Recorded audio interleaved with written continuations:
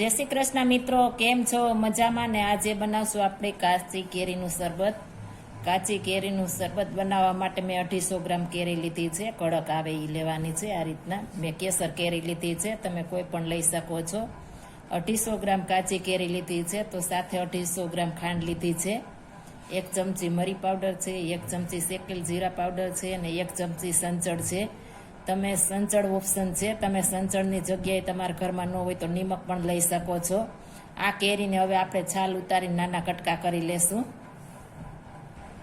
આ ડીટીયાનો ભાગ કાપી નાખ્યો છે. આ રીતના આપણે છાલ ઉતારી લેશું. એકદમ ફ્રેશ કેરી લેશું એટલે આપણું શરબત સરસ બનશે કેરીનું. આ શરબત તમે લાંબો સમય સુધી તમે સ્ટોરેજ કરી શકો છો. આપણે સિરપ બનાવીશું એ, અને એકદમ લીંબુની જગ્યાએ આપણે આ કેરીનું શરબત પી શકીએ છીએ. એકદમ મસ્ત બને છે. આ કેરીનું શરબત પીવાથી આપણે લૂ પણ લાગતી નથી, મસ્ત બને છે. આ રીતના આપણે છાલ ઉતારી લેશું બધી. ત્યારબાદ આપણે નાના નાના ટુકડા કરી લેશું.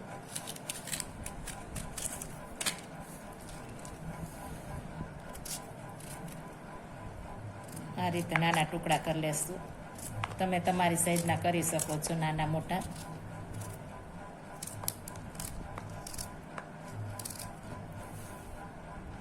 નાના નાના ટુકડા કરી લીધા છે. હવે તેને આપણે બાફવા નાખીશું. એક કુકર લીધું છે, તેમાં આપણે નાખી દેશું ટુકડા કરેલા.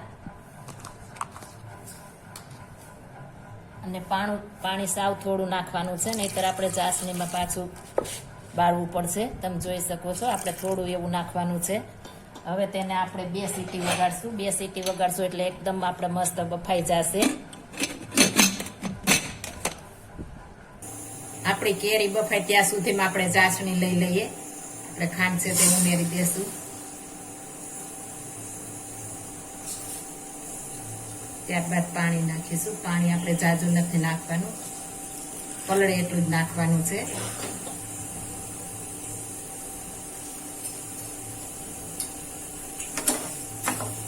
આ રીતના આપણે હલાવીશું.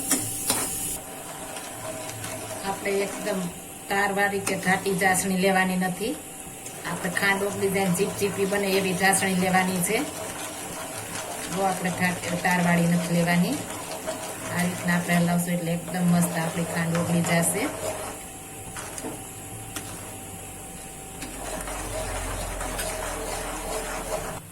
આપણી ખાંડ ઓગળી ગઈ છે. આપણે તપાસી જોશું.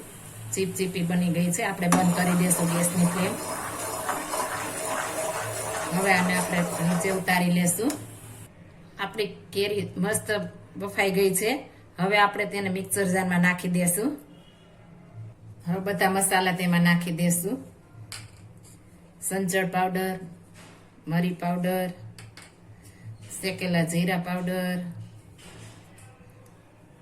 આ બધું આપણે એક સાથે ક્રશ કરશું તો એકદમ મસ્ત ફ્લેવર આવશે. એટલે આપણે બધું એકારે ક્રશ કરી લેશું. શરબતને આપણે એકદમ ફ્લેવરફુલ બનાવવા માટે મેં 8 થી 10 ફુદીનાના પાન લીધા છે. આપણે વધારે નથી લેવાના, 8 થી 10 જ પાન નાખવાના છે. જો વધારે નાખીશું તો આપણી કાચી કેરીનો ટેસ્ટ નહીં આવે, એટલે માટે 8 થી 10 પાન મેં નાખ્યા છે. તેને પણ ક્રશ કરી લેશું. આ સિરપ આપણે ચાસણીમાં ગાળી લેશું. આ રીતના કોઈ પણ આપણે રહી ગયો હોય ટુકડા તો નીકળી જાય. આ રીતના એકદમ સાફ કરી લેશું.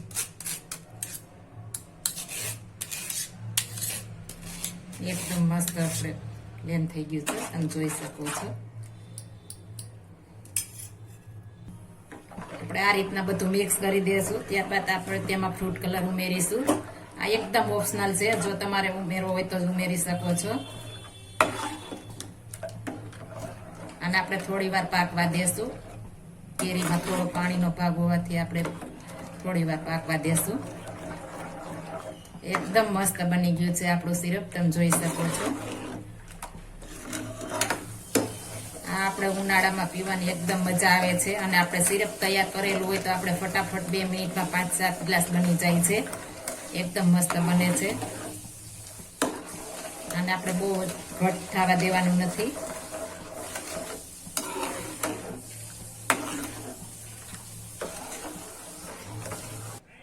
આપણું સિરપ તૈયાર થઈ ગયું છે, તમે જોઈ શકો છો. એનું આ રીતના ઘટ બનાવવાનું છે, ચમચા વડે એટલું ઝીપકી એટલું. હજી ઠળશે તો આપણે જાડું થશે, એટલે આપણે આને ઠળવા દેવાનું છે. ઠળી જાય ત્યારબાદ આપણે કાચની બોટલમાં ભરી લેશું અને સ્ટોર કરીશું. આપણું સિરપ એકદમ મસ્ત તૈયાર થઈ ગયું છે, ફુદીના ખાટી કેરીનું એકદમ મસ્ત. આપણે હવે આને એક બોટલમાં ભરી લેશું કાચની જારમાં. હવે આપણે આ કાચની જારમાં ભરી લેશું. આપણે આ લાંબો સમય સુધી ટકે છે, તમે કોઈ પણ કાચની જારમાં ભરી શકો છો, બોટલમાં ગમે તેમાં. આપણે લાંબો સમય સુધી સ્ટોરેજ કરી શકીશું. આપણી બોટલ ભરાઈ ગઈ છે. હવે આપણે શરબત બનાવીશું. પહેલાં આપણે બરફ નાખીશું બંને ગ્લાસમાં. તેમાં આપણે સિરપ નાખીશું. 2 ચમચી નાખું છું. તમે જેવું ગળ્યું ખાતા હોય એ પ્રમાણે લઈ શકો છો. એમાં ઠંડુ પાણી ઉમેરીશું. તમે જોઈ શકો છો એકદમ મસ્ત બન્યું છે, એકદમ સરસ ઠંડુ ઠંડુ આપણે ખાટી કેરીનું શરબત બન્યું છે.